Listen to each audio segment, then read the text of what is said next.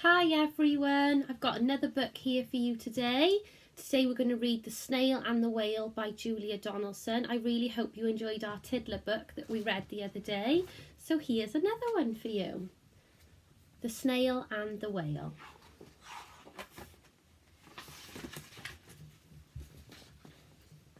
This is a tale of a tiny snail and a great big grey-blue humpback whale. This is the rock as black as soot, and this is the snail with an itchy foot. The sea snail slithered all over the rock and gazed at the sea and the ships in the dock. As she gazed, she sniffed and sighed. The sea is deep and the world is wide. How I long to sail, said the tiny snail.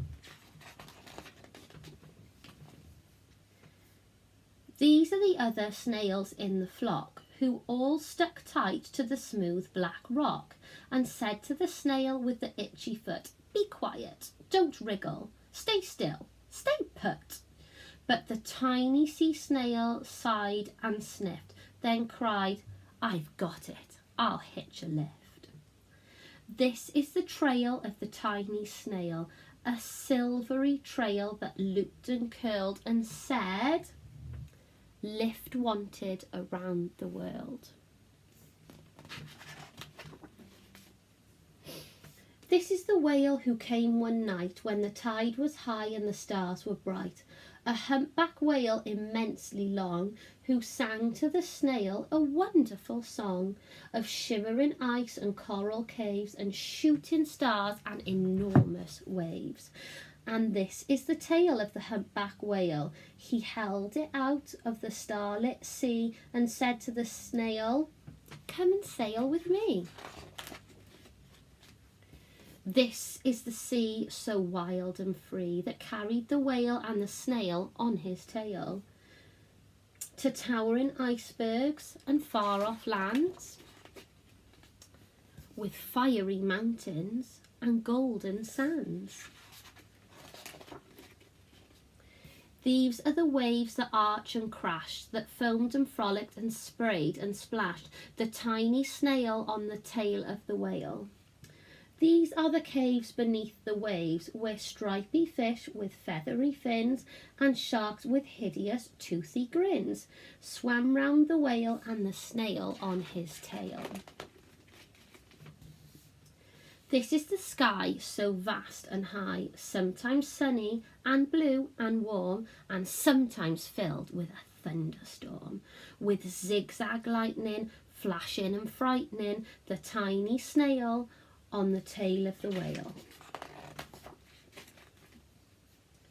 And she gazed at the sky, the sea, the land, the waves and the caves and the golden sand.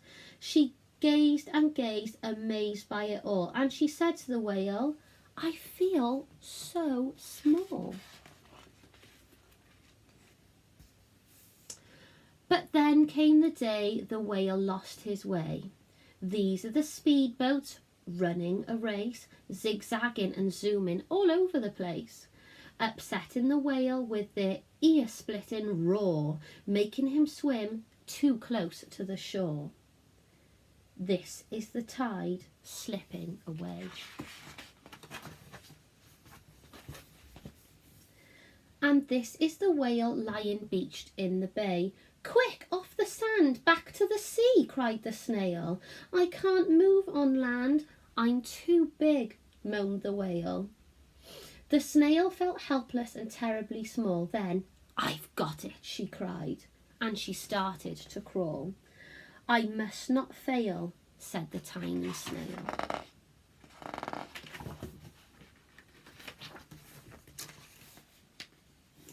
This is the bell on the school in the bay, ringing the children in from their play. This is the teacher holding her chalk, telling the class, "Sit straight, don't talk." This is the board as black as soot, and this is the snail with the itchy foot. "A snail, a snail!" The teacher turns pale. "Look," say the children, "it's leaving a trail." This is the trail of the tiny snail, a silvery trail saying, "Save the whale." These are the children running from school, fetching the fireman, digging a pool, squirting and spraying to keep the whale cool. This is the tide coming into the bay, and these are the villagers shouting, "Hooray!" as the whale and the snail travelled safely away.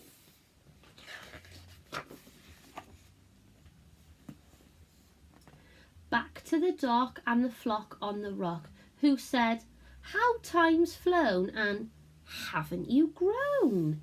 And the whale and the snail told their wonderful tale of shimmering ice and coral caves, of shooting stars and enormous waves, of how the snail, so small and frail, with a looping, curling, silvery trail, saved the life of the humpback whale.